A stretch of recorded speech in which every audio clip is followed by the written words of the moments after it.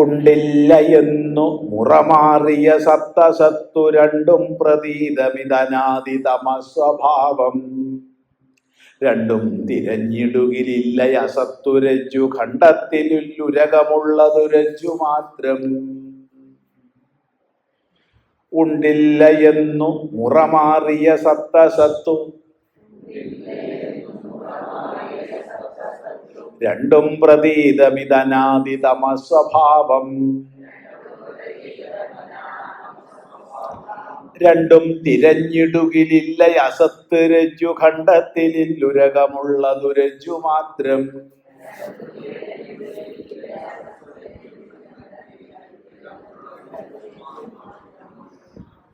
ഉണ്ടില്ല എന്ന് മുറമാറിയ സത്തസത്ത് രണ്ടും പ്രതീതം. ഉണ്ട് ഇല്ല, അതാണ് ഉണ്ടില്ല. അല്ലാണ്ട് ഉണ്ടില്ല എന്നല്ല. നിങ്ങൾ ഊണ് കഴിച്ചിട്ടില്ല സ്വാമി, ഉണ്ടില്ല, അതല്ല. അവിടെ ഉണ്ട് ഇല്ല. നോക്കൂ, ഞാൻ പറയുകയാണ്, ഈ പുസ്തകമുണ്ട്, അല്ലെങ്കിൽ വേണ്ട, ഈ സ്റ്റീലിന്റെ ദണ്ടുണ്ട് എന്ന് ഞാൻ പറഞ്ഞു. ഇതുണ്ട്, ഉണ്ടല്ലോ. ഇല്ല എന്ന് ആർക്കെങ്കിലും പറയാൻ പറ്റുമോ? ഇല്ല, ഉണ്ട്. അല്ലെങ്കിൽ ആ ഓടുണ്ട്.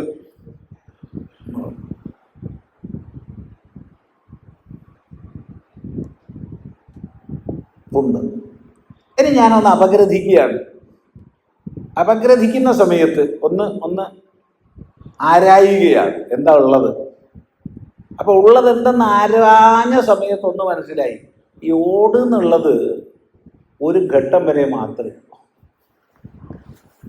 അതിനേക്കാൾ സൂക്ഷ്മത്തിലേക്ക് ഞാൻ പോയാൽ ഓടില്ല. പിന്നെന്താ ഉള്ളത്? ചെമ്പുണ്ട്, ഈയമുണ്ട്. അല്ലെങ്കിൽ ഇവിടെ സ്റ്റീലിലാണെങ്കിൽ ഇരുമ്പുണ്ട്, കാർബണുണ്ട്. ഇപ്പൊ ഇരുമ്പും കാർബണും ഒരു പ്രത്യേക അനുപാതത്തിൽ ചേർന്നപ്പോൾ അത് സ്റ്റീലായി. അല്ലെങ്കിൽ ചെമ്പും ഈയവും ഒരു പ്രത്യേക അനുപാതത്തിൽ ചേർന്നപ്പോൾ അത് ഓടായി എന്ന് ഞാൻ പറഞ്ഞു.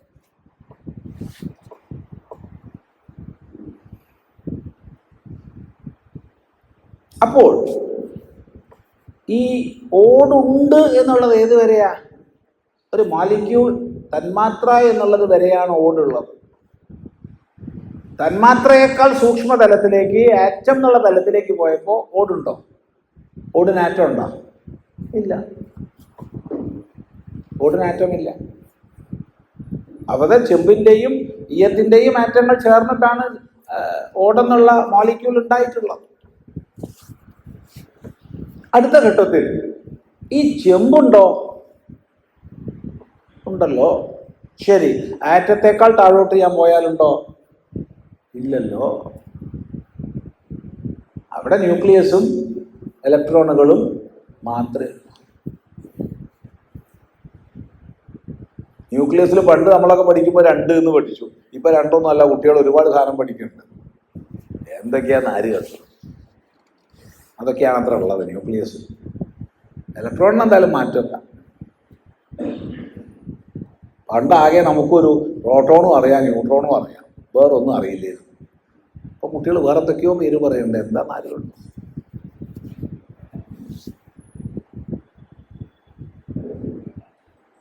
ശരി, അപ്പൊ ചെമ്പ് എന്നുള്ളത് ഇല്ല ആറ്റത്തിനേക്കാൾ താഴോട്ട് പോയപ്പോ. പിന്നെന്താ ഉള്ളത്? ശക്തിയുടെ വിപരീത സ്പന്ദനം മാത്രമേ ഉള്ളൂ.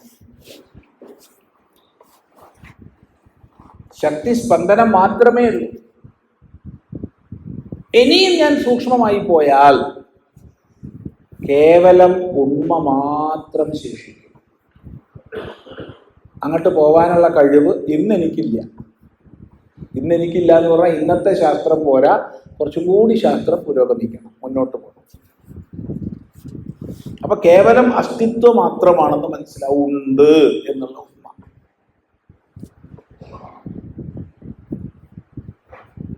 ഈ ഉണ്ട് എന്നുള്ളത് എവിടം വരെ പോയി? വിളക്കുണ്ട്, ഒട്ടുവിളക്കുണ്ട്, കുറച്ച് സൂക്ഷ്മമായി ചിന്തിച്ചപ്പോൾ ഓട്ടുവിളക്കില്ല, ഓടേ ഉള്ളൂ. കുറച്ചും കൂടി സൂക്ഷ്മമായി ചിന്തിച്ചപ്പോൾ ഓടുമില്ല, ചെമ്പും ഇയ്യവുമേ ഉള്ളൂ.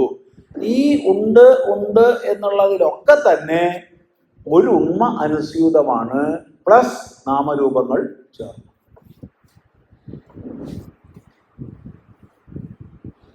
ഇതാണ് ഈ പ്രപഞ്ചം, ഈ പ്രപഞ്ച പ്രതിഭാസം. അതുകൊണ്ട് നമുക്ക് ഈ പ്രപഞ്ചത്തെ മൊത്തത്തിൽ സദസദ്ബുദ്ധികളുടെ ചേർച്ചയാണെന്ന് പറയാം.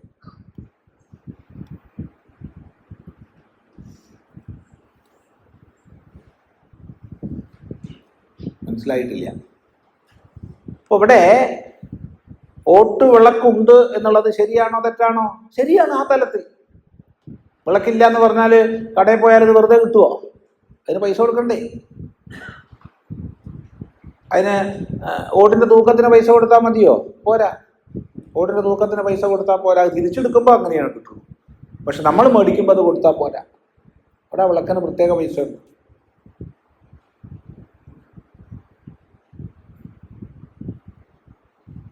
അപ്പൊ വിളക്കില്ല എന്ന് പറഞ്ഞാൽ പറ്റില്ല. എന്നാൽ നമുക്കറിയാം വിളക്കില്ല, ഓടേ ഉള്ളൂ. അടുത്ത ഘട്ടത്തിൽ ഓടില്ല എന്നറിയാം, ചെമ്പും ഇയ്യവുമേ ഉള്ളൂ. അടുത്ത ഘട്ടത്തിൽ ചെമ്പില്ല എന്നറിയാം, കേവല ശക്തിസ്പന്ദനമേ ഉള്ളൂ. ഇങ്ങനെ ഇങ്ങനെ ഇങ്ങനെ നമ്മൾ സൂക്ഷ്മത്തിലേക്ക് പോകും തോറും ഒന്ന് മനസ്സിലായി, ഈ പ്രപഞ്ചപ്രതീതി മുഴുവൻ സത്ത് അസത്ത് ഇവ രണ്ടും ചേർന്നാണ്, സദസത് ബുദ്ധികൾ ചേർന്നിട്ടാണ്. ഈ സദസത് നിരൂപണം ചെയ്യുന്ന സമയത്ത് നാസത്തോ വിദ്യതേ ഭാവോ നാ ഭാവോ വിദ്യതേ സതഃ എന്ന് ഭഗവാൻ തന്റെ ഗീതോപദേശത്തിൽ പറഞ്ഞു തരും. അത് തന്നെയാണ് ഈ ശ്ലോകം.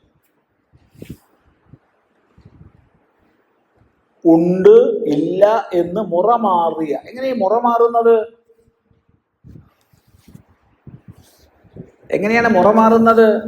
നോക്കൂ, വാസ്തവത്തിൽ ഞാൻ വിളക്കുണ്ട് എന്ന് പറഞ്ഞു. വിളക്കുണ്ട്.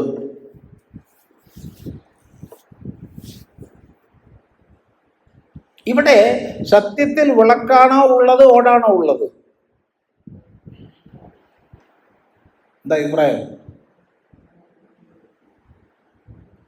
എന്താ ഇത് 4 കിലോഗ്രാം ആണെങ്കിൽ 5 കിലോഗ്രാം ആണ് അതിന്റെ തൂക്കം എന്ന് വിചാരിച്ചോളൂ. പൈസ ഒന്നും കൊടുക്കണ്ടല്ലോ. എന്തിനാ കുറയ്ക്കണത്?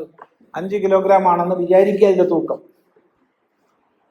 എന്തിന്റെ തൂക്കം? ഓട്ട് വിളക്കിന്റെ തൂക്കം 5 കിലോഗ്രാം ആണ്. ശരി, ഓട്ട് വിളക്കിന്റെ തൂക്കം 5 കിലോഗ്രാം, മാറ്റമില്ല. എത്രയാണ് ഓടിന്റെ തൂക്കം? 5 കിലോഗ്രാം. എത്രയാണ് വിളക്കിന്റെ തൂക്കം? 5. എങ്ങനെയാണ് 5 5 10 എന്തൊരു കഷ്ടം. ഓട്ട് വിളക്കിന്റെ തൂക്കം 5 കിലോഗ്രാം, സമ്മതിച്ചു. ശരി, ഓടിന്റെ തൂക്കം 5 കിലോഗ്രാം, വിളക്കിന്റെ തൂക്കം എന്താ പറയണത്? വിളക്കിന് തൂക്കം ഇല്ല.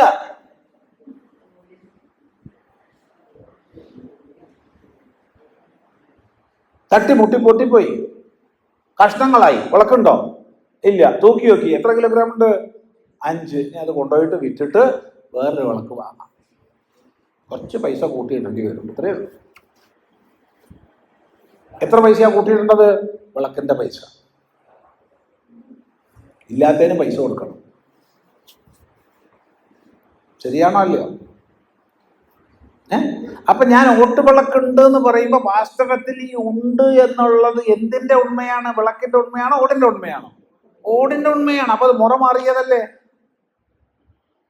ഇല്ലാത്ത വിളക്ക് ഉണ്ടെന്ന് ഞാൻ മനസ്സിലാക്കുന്നത് ഓടിന്റെ ഉണ്മ കൊണ്ടാണ്.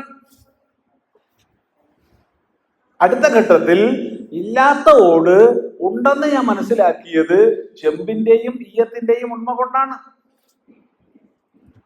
ഇതാണ് ഈ മുറമാറിയ സത്താസത്ത്. അങ്ങനെ നമ്മൾ ഇല്ലാത്തതിനെ ഉണ്ടെന്ന് പറയുന്നു, ഉള്ളതിനോട്ട് അറിയുന്നുമില്ല. ഞാനുണ്ട് നമ്മൾ പറയുന്നു. ശരി, ഞാനുണ്ട്.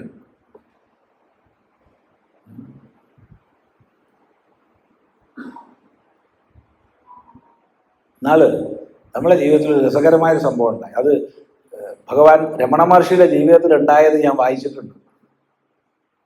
ഭഗവാൻ രമണ മഹർഷിയുടെ ജീവിതത്തിൽ ഉണ്ടായത് ഞാൻ വായിച്ചിട്ടുണ്ട്. അത് എൻ്റെ ജീവിതത്തിൽ ഉണ്ടായപ്പോൾ ഒരു സന്തോഷം, വലിയൊരു സന്തോഷം. ചിലർ വിചാരിക്കും വലിയ എന്തോ ഒരു ആധ്യാത്മിക അനുഭൂതിയാണ് പറയാൻ പോകണമെന്ന്. ഒന്നുമല്ല. ആശ്രമത്തിൽ ഒരാൾ വന്നിട്ട് സ്വാമി അങ്ങനെയാണ് ഇങ്ങനെയാണ് അങ്ങനെയാണ്, കുറച്ച് ദിവസം ഞാൻ അവിടെ താമസിക്കട്ടെ. കുറച്ച് ദിവസം താമസിച്ചോളൂ, വിരോധമില്ല. ഞാൻ എന്ത് സേവ വേണമെങ്കിൽ ചെയ്യാം. ആയിക്കോട്ടെ, ചെയ്തോളൂ. ഒക്കെ തുടക്കത്തിൽ അങ്ങനെയൊക്കെയാ പറയുക. എന്ത് സേവ ചെയ്യാം, അടിച്ചു വാരാം, മറ്റേതാക്കാം മറിച്ചതാക്കാന്ന് പറയും. പിന്നെ 2 ദിവസം കഴിഞ്ഞാൽ പിന്നെ ഭാഗത്തേക്ക് കാണില്ല. അത് വേറെ വിഷയം. ഏതായാലും ഞാൻ എന്ത് സേവ വേണമെങ്കിൽ ചെയ്യാം. അത് എന്തിനപ്പോൾ നിങ്ങളിപ്പോൾ കുറച്ച് ദിവസമൊക്കെ താമസിക്കുന്നത്? അല്ല സ്വാമി, ഞാൻ ആരാണെന്നുള്ള അന്വേഷണത്തിലാണ്. പല ആശ്രമങ്ങളിൽ പോയി, പലയിടത്തും പോയി. സന്തോഷം. ഞാൻ ആരാന്ന് എനിക്ക് അറിയില്ല. ആ ഒരു അന്വേഷണത്തിലാണ് ഞാൻ നടക്കുന്നത്. സന്തോഷം. എന്തായാലും അവിടെ താമസിക്കുക കേട്ടോ. അപ്പോൾ 2-3 ദിവസം കഴിഞ്ഞു. 2-3 ദിവസം കഴിഞ്ഞു. അവിടെ ആ ഹാളിൻ്റെ, നിങ്ങൾക്ക് അവിടെ പോകുന്നവർക്കൊക്കെ അറിയാം, ഹാളിൻ്റെ സൈഡിൽ കൂടെ തന്നെ പോയിട്ടാണ് ടോയ്ലറ്റിലേക്ക് പോണൊരു സ്ഥലം, വഴിയുണ്ട്. അവിടുന്ന് ഇയാൾ വേറൊരു സ്വാമിയായിട്ട് ലഹളയായി. ഒന്നുമില്ല.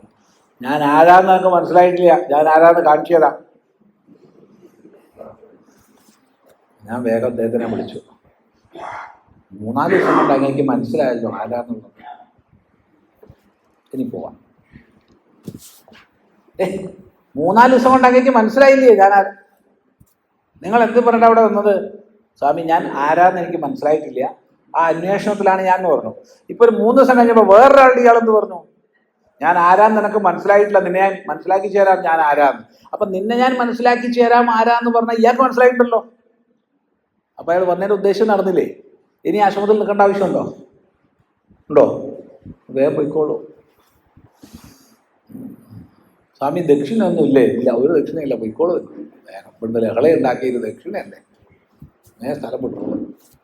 ഇത് കഥയല്ല. നോക്കണേ, ഞാനൊരു കേമൻ. ഇതന്നെ രമണ മഹർഷിയുടെ ജീവിതത്തിൽ ഉണ്ടായിട്ടില്ലേ? അവിടെ ഒരാള് ഞാൻ ആരാന്ന് അറിയാൻ വേണ്ടിയിട്ട് വന്നു. ഭഗവാൻ പറഞ്ഞു, അവിടെ താമസിച്ചോളൂ, കുറച്ച് വിറകൊക്കെ കീറുക, അങ്ങനെ പണിയൊക്കെ ചെയ്തോളൂ, സേവയൊക്കെ ചെയ്തോളൂ, ഇവിടെ താമസിച്ചോളൂ. അത് കഴിഞ്ഞ് ഒരു മാസം ആകുമ്പോഴത്തേക്ക് വേറെ ആളായിട്ട് അടിയുണ്ടാക്കി ആശ്രമത്തിൽ, രമണാശ്രമത്തിൽ. അപ്പോൾ ചോദിച്ചതാണ്, ഞാൻ ആരാന്ന് തന്നെ കാണിച്ചു തരാമെന്ന്. നല്ല കാലത്തിൽ രമണ മഹർഷി അത് കേട്ടു, വേഗം പറഞ്ഞു. കാരണം ഉദ്ദേശം നടന്നല്ലോ. ഇതെന്താ നമ്മളൊക്കെ പറയണതാണത്. ഇല്ലേ? ഇല്ല, ഞാൻ ആരാന്ന് കാണിച്ചു തരാൻ പോലെയല്ലേ? മനസ്സിലായിട്ടോ ആരാന്ന്? അറിയോ? എന്ത് പൊട്ടത്തരാ നമ്മൾ പറയണത്? ആരാന്ന് മനസ്സിലായ പിന്നെ എങ്ങനെയൊക്കെ പറയോ? ആരാന്ന് മനസ്സിലായവർ കാണിച്ചു തരാന്ന് പറയോ? ആരാന്ന് അറിഞ്ഞവർക്ക് അറിയില്ലേ കാണിക്കാൻ പറ്റില്ല എന്ന്? അപ്പൊ കാണിക്കാൻ പറ്റും എന്ന് വിചാരിച്ചാൽ ഒന്നുറപ്പാ, എന്ത്? അറിഞ്ഞിട്ടില്ല. അവിജ്ഞാതം വിജാനതാം, വിജ്ഞാതം അവിജാനതാം. ഞാൻ നല്ലോണം മനസ്സിലാക്കി എന്ന് വിചാരിക്കുന്ന ഒരു വസ്തു മനസ്സിലാക്കിയിട്ടില്ല എന്ന് ഉപനിഷത്ത് പറയുന്നുണ്ട്.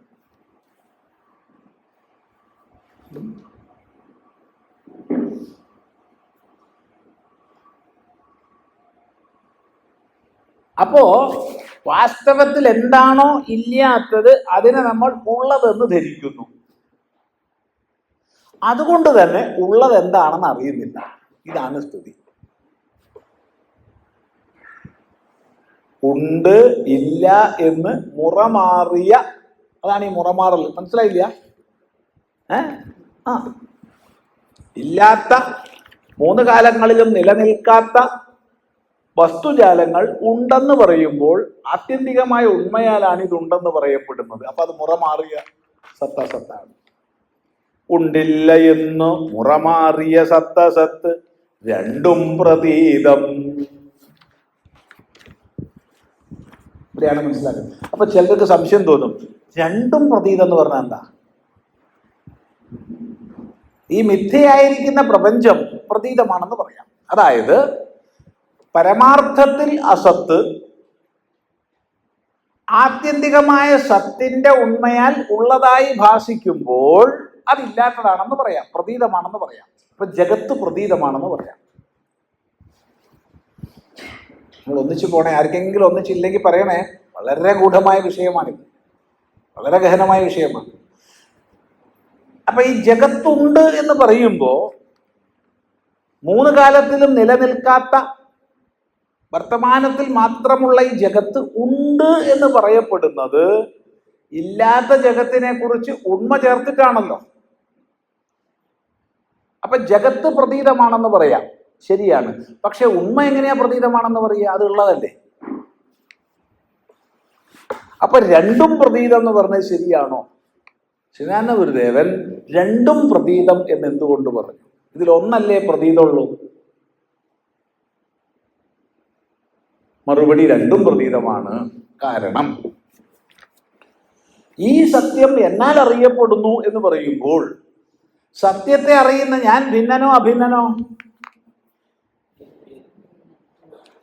അപ്പൊ രണ്ട് സത്യമുണ്ടോ?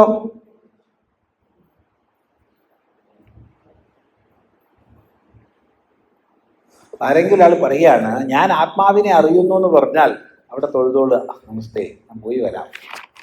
അത് കുറ്റമൊന്നും പറയരുത്, ദോഷമൊന്നും പറയരുത്. കാരണം ആത്മാവ് അറിയപ്പെടുന്നതല്ല, അറിയുന്നവന്റെ സ്വരൂപമാണ്. അപ്പൊ ആത്മാവിനെ ഞാൻ അറിയുന്നു എന്ന് പറഞ്ഞാൽ അറിയപ്പെടുന്ന ഒരു വിഷയമായിട്ടാണ് ഞങ്ങൾ ആത്മാവിനെ മനസ്സിലാക്കിയിട്ടുള്ളത്. അതുകൊണ്ടാണ് ഉപനിഷത്ത് പറയുന്നത് യതി മന്യസേ സുവേദേതി ദഹരമേവാപി നൂനം ത്വം വേത്ത. എടോ, നീ നല്ലോണം മനസ്സിലാക്കി എന്നാണോ വിചാരിക്കണത്? അങ്ങനെയാണെങ്കിൽ നീ ഒരു വസ്തു മനസ്സിലാക്കിയിട്ടില്ല കേട്ടോ. കാരണം ഞാൻ മനസ്സിലാക്കി എന്ന് വിചാരിക്കുമ്പോൾ എന്നാൽ മനസ്സിലാക്കപ്പെടുന്ന ഒരു വിഷയമായിട്ട് സത്യത്തെ നീ മനസ്സിലാക്കുന്നു. അത് ശരിയല്ല. എൻ്റെ സ്വരൂപമാണ് സത്യം. അപ്പൊ ഞാൻ മനസ്സിലാക്കുന്നു എന്നോ മനസ്സിലാക്കുന്നില്ല എന്നോ ഉള്ളത് വരുന്നില്ല. അതുകൊണ്ടാണ് വിജ്ഞാനിയായി തിരിച്ചു വന്ന ശിഷ്യൻ ഗുരുനാഥനോട് പറയുന്നുണ്ട് നാഹം മന്യേസു വേദേതി നോന വേദേതി വേദച. ഞാൻ നല്ലോണം മനസ്സിലാക്കി എന്ന് വിചാരിക്കുന്നില്ല, എന്നാൽ മനസ്സിലാക്കിയിട്ടില്ല എന്നില്ല. മനസ്സിലായില്ല?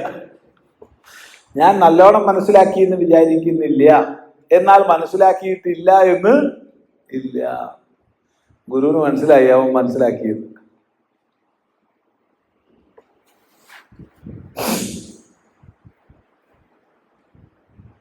അതുകൊണ്ടാണ് രണ്ടും പ്രതീതം എന്ന് പറഞ്ഞത്. കാരണം ഉണ്മ എന്നാൽ അറിയപ്പെടുന്നതല്ല, അറിയപ്പെടുന്നതായി ഞാൻ മനസ്സിലാക്കുമ്പോൾ അത് പ്രതീതമാണ്. അതുകൊണ്ടാണ് രണ്ടും പ്രതീതം.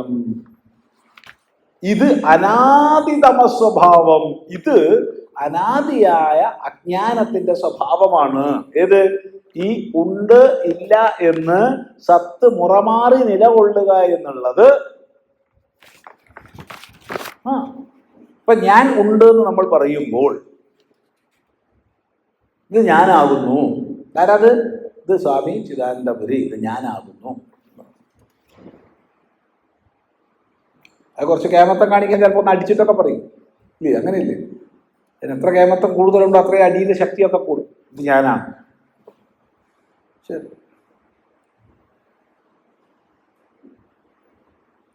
ഈ സാധനം കുറച്ച് മുമ്പ് ഉണ്ടായതും കുറച്ച് കഴിഞ്ഞാൽ ഇല്ലാത്തതും, നടുക്ക് മാത്രം കുറച്ചുള്ളതും, നിത്യം പരിണമിക്കുന്നതും.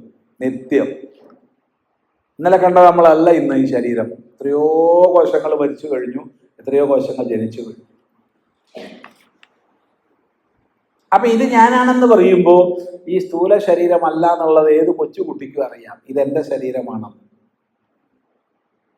എന്നാലും നമ്മൾ ഇതിനോട് എന്നെ ചേർക്കും, ഇന്ദ്രിയങ്ങളോട് എന്നെ ചേർക്കും, മനസ്സിനോട് എന്നെ ചേർക്കും, ബുദ്ധിയോട് എന്നെ ചേർക്കും, എൻ്റെ ഉപാധികളോട് എന്നെ ചേർത്ത് ഞാൻ വ്യവഹരിക്കുന്നു.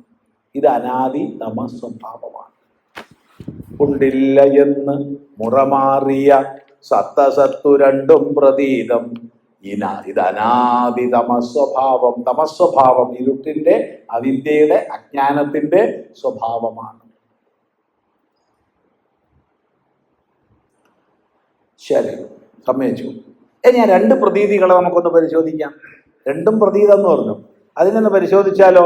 രണ്ടും തിരഞ്ഞിടുകിലില്ല അസത്ത്. രണ്ടും തിരഞ്ഞിടുകിൽ ഇല്ല അസത്ത്. പിന്നെയോ സത്തുണ്ട്. പക്ഷെ സത്തുണ്ട് എന്ന് പറയാൻ സദ്ഭിന്നനായ ഞാനില്ല. അപ്പോഴോ സദ്ഭിന്നനായ ഞാനില്ല. ഈ മുറമാറിയ സത്ത് കൊണ്ടാണല്ലോ ഇതൊക്കെ ഉണ്ട് എന്ന് പറയപ്പെടുന്നത്. ഒരു ഉണ്മയാണ് ഈ കാണാകുന്ന സകലത്തിനും ഉണ്മയെ നൽകുന്നത്. നോക്കൂ, ഒരാൾ പറഞ്ഞു, സ്വാമി ഞാൻ വേദാന്തത്തിന്റെ സാരം സ്വാമിയെ പഠിപ്പിച്ചു തരാം. എന്താണ്? ബ്രഹ്മസത്യം ജഗന്മിഥ്യ. ഒരാൾ പറഞ്ഞു. ഞാൻ വളരെ സന്തോഷിച്ചു. അയാൾ വേദാന്തം നല്ലപോലെ ഉൾക്കൊണ്ട ആളാണ്. അപ്പൊ വേറൊരാൾ വന്ന് പറഞ്ഞു, സ്വാമി ഞാൻ പറയാം. എന്താണ്? ബ്രഹ്മസത്യം ജഗത് സത്യം. നേരത്തെ അതേ സന്തോഷം എനിക്ക് ഇപ്പോഴും ഉണ്ടായി. കാരണം ഇയാളും വേദാന്തം നല്ലപോലെ ഉൾക്കൊണ്ട ആളാണ്. രണ്ടും ശരിയാണ്. അതെങ്ങനെ രണ്ടും ശരിയാവുക? ബ്രഹ്മസത്യം ജഗന്മിഥ്യ എന്ന് പറഞ്ഞത് ഈ ബ്രഹ്മം മാത്രമാണ് സത്യം, സദ്ഭിന്നമായിട്ട് ജഗത്തില്ല എന്ന അർത്ഥത്തിലാണ്. രണ്ടാമത്തെ ആള് ബ്രഹ്മസത്യം ജഗത് സത്യം എന്ന് പറഞ്ഞതിൽ ഒരു തെറ്റുമില്ല. കാരണം ഈ ജഗത്തുണ്ട് എന്ന് എനിക്ക് അനുഭൂതമാകുന്നത് ബ്രഹ്മത്തിന്റെ ഉണ്മയാലാണ്. രണ്ടും ഒന്ന് തന്നെയല്ലേ? രണ്ട് ഭാഷയെ പറഞ്ഞു എന്നേ ഉള്ളൂ. എന്തിനാ പിന്നെ വേദാന്തികൾ തമ്മിൽ അടിക്കണമെന്ന് മനസ്സിലാവില്ല. ഈ ദ്വൈതികളും അദ്വൈതികളൊക്കെ ഇങ്ങനെ അടിക്കണത് എന്തിനാ?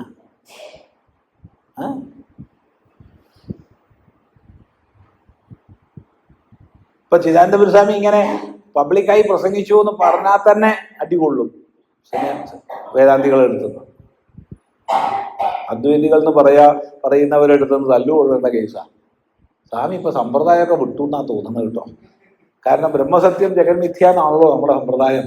അപ്പൊ ബ്രഹ്മസത്യം ജഗത് സത്യം എന്നുള്ളതിനെയും അനുമോദിക്കുകയാണെങ്കിൽ നിങ്ങൾ സമ്പ്രദായം വിട്ടില്ലേ എന്ന് ചിലപ്പോൾ ചോദിക്കും. എടാ, ഈ അർത്ഥത്തിലാ പറഞ്ഞത്.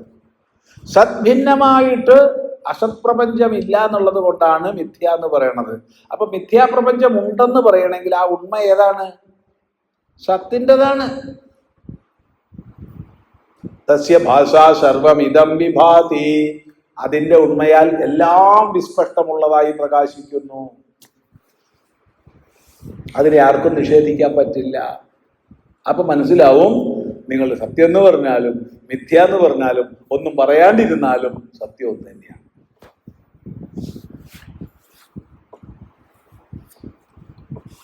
ശ്രദ്ധിക്കുക.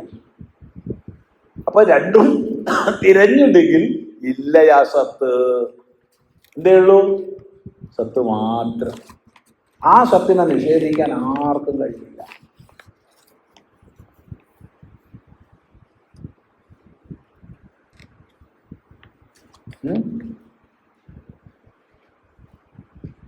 രജ്ജു ഖണ്ഡത്തിലുള്ളത് ഇല്ലുരകം, ഉള്ളത് രജ്ജു മാത്രം.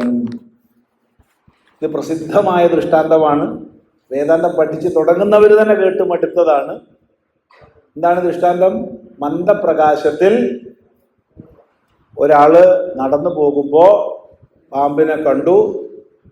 ബാക്കിയുള്ളതൊക്കെ അറിയാലോ. ഭയപ്പെട്ടു, പിന്തിരിഞ്ഞു. ഒരാളോട് പറഞ്ഞു വഴിയിൽ പാമ്പുണ്ട്. അയാൾ വെളിച്ചവും കൊണ്ട് വന്നു, പരിശോധിച്ചു. അപ്പോൾ ഒരു കയറിന്റെ കഷ്ണമാണ്.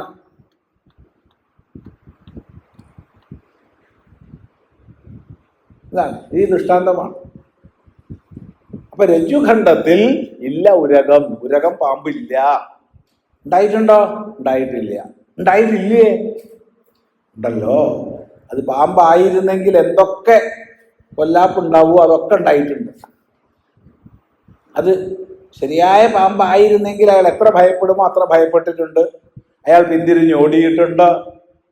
രണ്ടാമതൊരാളോട് പറഞ്ഞിട്ടുണ്ട്. എന്നാൽ പ്രമാണ നിരൂപണം ചെയ്തപ്പോൾ, അതായത് വിളക്ക് കൊണ്ടുവന്ന് നോക്കിയപ്പോൾ ഇത് കയറാണെന്ന് ബോധിച്ചു. കയറാണെന്ന് ബോധിച്ചപ്പോൾ എന്ത് മനസ്സിലായി? ഇത് ഇന്നലെയും പാമ്പല്ല, ഇന്നും പാമ്പല്ല, നാളെയും പാമ്പാവുകയില്ല.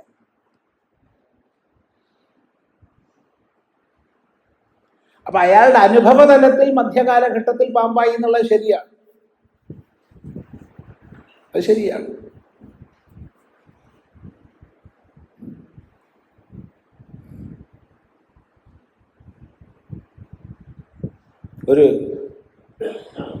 ഒരു സംഭവം ഓർമ്മിക്കുകയാണ്. കഥയല്ല കേട്ടോ. കഥകൾ ഇഷ്ടം പോലെ പറയാനുണ്ട്, പക്ഷെ നേരമില്ല. പിന്നെ എങ്ങനെയാ? ഈ മുമ്പ് കാലത്ത് ഈ ഇവിടെ ഉള്ളവർക്കൊക്കെ അറിയാം, വീടുകളിലൊന്നും കക്കൂസില്ല. പിൽക്കാലത്ത് വീട്ടിൽ നിന്ന് കുറേ ദൂരെ കുഴിച്ചിട്ട് കക്കൂസ് ഉണ്ടാക്കാൻ തുടങ്ങി നമ്മൾ. അതെല്ലായിടത്തും ഒന്നുമില്ല. ധാരാളം പറമ്പുള്ള ഗ്രാമങ്ങളിലൊന്നും അങ്ങനെ പരിപാടിയേ ഇല്ല. ആ പറമ്പ് പോവുകയില്ല. എത്ര കൂടുതൽ വലിയ പറമ്പുണ്ട് അത്രയും ദൂരെയാണ് പോവുക. വളരെ ശുചിത്വബോധമുള്ളവർ ചെറിയൊരു കൈക്കോട്ടും കൊണ്ടാ പോവുക, എന്നിട്ട് കുഴിച്ച് മണ്ണുകൊണ്ട് മൂടും, അത്രയേ ഉള്ളൂ. അതില്ലാത്തവർ അതും ഇല്ല. അങ്ങനെ പല രീതിയിലാണ് പെരുമാറുക. ഏതായാലും നമ്മളെ കഥാനായകൻ പോയി തിരിച്ചു വന്നു ആകെ പരിഭ്രമായി, തല കറങ്ങണു. എന്താ കാരണം? അത്രയധികമാണ് രക്തം പോയത് വയറ്റുന്നത്, അത്രയധികമാണ്. അയാൾക്ക് തല കറങ്ങി, ആകെ വിയർത്തു, കിടപ്പിലായി. അന്ന് ഡോക്ടർമാരുടെ അടുത്തേക്ക് പോകുക എളുപ്പമൊന്നുമല്ല. ആകെ കോഴിക്കോട് 1-2 ഡോക്ടർമാരേ ഉള്ളൂ ആകെ.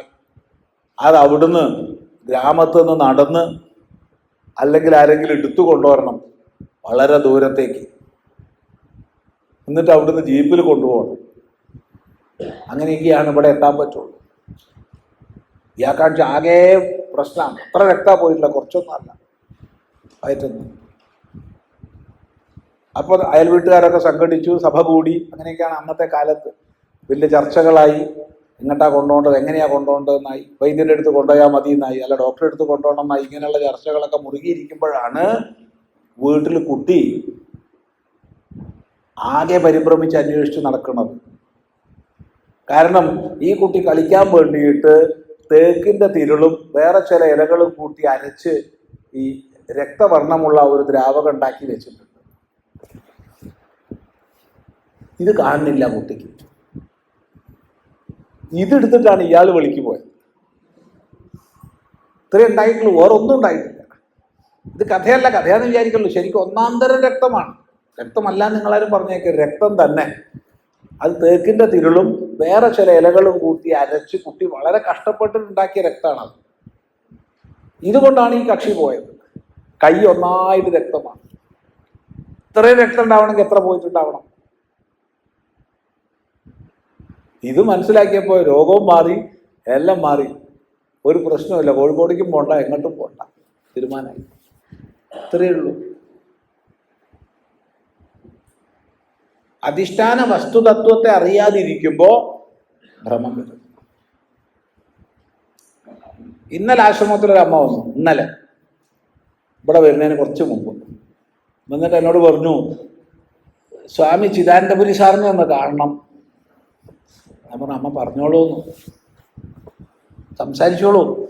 അവർ കുറേ ഒരു കൂട്ടമൊക്കെ സംസാരിച്ചു. പക്ഷെ അവർക്ക് തൃപ്തിയില്ല. കാരണം എന്നെ കണ്ടാൽ അവരുടെ മനസ്സിലുള്ള ഒരു ചിദാനന്ദപുരി സാർ ആവുന്നില്ല. ഞാൻ എന്ത് ചെയ്യും? എനിക്ക് ഇത്രയൊക്കെ അല്ലേ ആവാൻ പറ്റൂ? എനിക്ക് വേറെ വല്ലതും ആവാൻ പറ്റുമോ?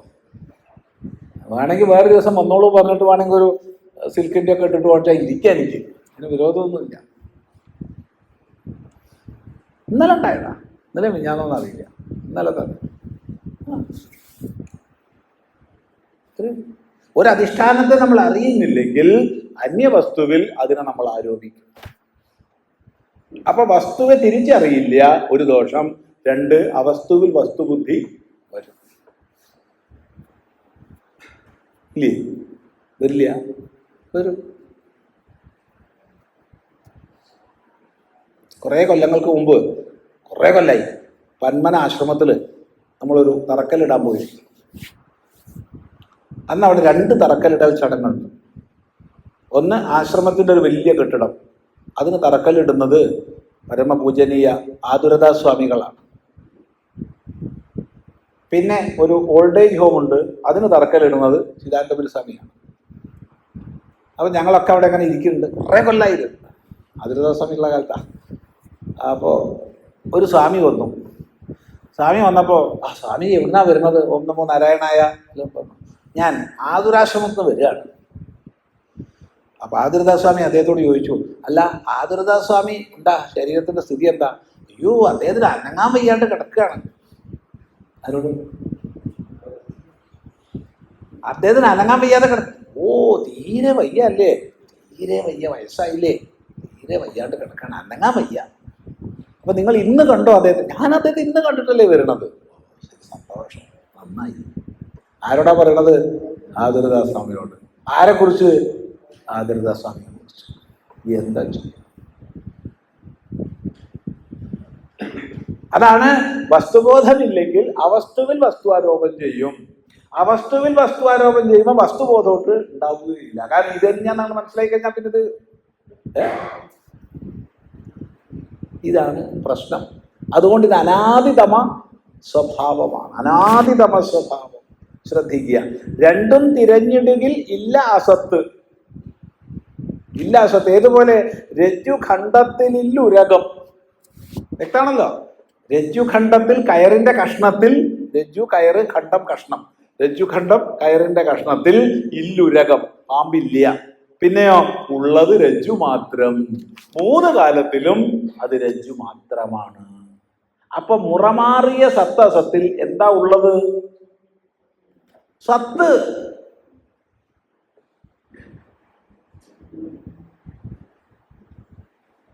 സത്ത് ഇന്നലെ ഉണ്ടായിരുന്നു, ഇന്നുണ്ട്, നാളെ ഉണ്ടാവും. അസത്ത് ഇന്നലെ ഇല്ല, ഇന്നുണ്ട്, നാളെ ഉണ്ടാവില്ല. അതുകൊണ്ട് അതിന് മിഥ്യ എന്ന് പറയും. ഈ സദസത് ഭാവങ്ങളുടെ, സദസത് വൃത്തികളുടെ ചേർച്ച കൊണ്ടാണ് ഈ പ്രപഞ്ചമഖിലവും ഉള്ളത്.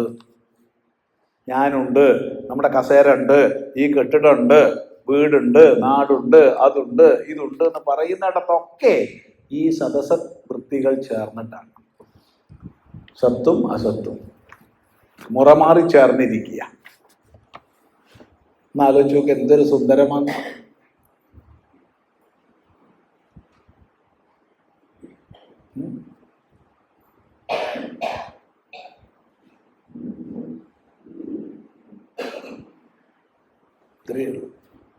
ഇതാണ് സത്യം. ഈ സത്യം അംഗീകരിച്ചാൽ വേദാന്തം ഉൾക്കൊണ്ടു. പക്ഷെ അംഗീകരിക്കാൻ നമുക്ക് കുറച്ച് വിഷമമാണ്. കാരണം എന്താ വെച്ചാൽ ഈ മുറമാറിയതിലാണ് നമ്മളിപ്പോ ജീവിക്കണതും എല്ലാം ആശ്രയിക്കുന്നതും എല്ലാം കണ്ടുകൊണ്ടിരിക്കുന്നതൊക്കെ. അതൊന്നാണ്ട് ചെറുതായിട്ട് മാറ്റി പറയാന്ന് പറഞ്ഞാൽ തന്നെ നമുക്ക് വിഷമമുണ്ടാവും. പക്ഷെ ഇതാണ് വേദാന്തം. ഇത്രയേ ഉള്ളൂ. ശ്രദ്ധിക്കുക. നോക്കൂ. ഉണ്ടില്ല എന്നു മുറമാറിയ സത്തസത്തു രണ്ടും പ്രതീതമിതനാദി തമസ്വഭാവം. രണ്ടും തിരഞ്ഞിടുകിലില്ല അസത്തു രജ്ജു ഖണ്ഡത്തിലുരകമുള്ളതു രജ്ജു മാത്രം.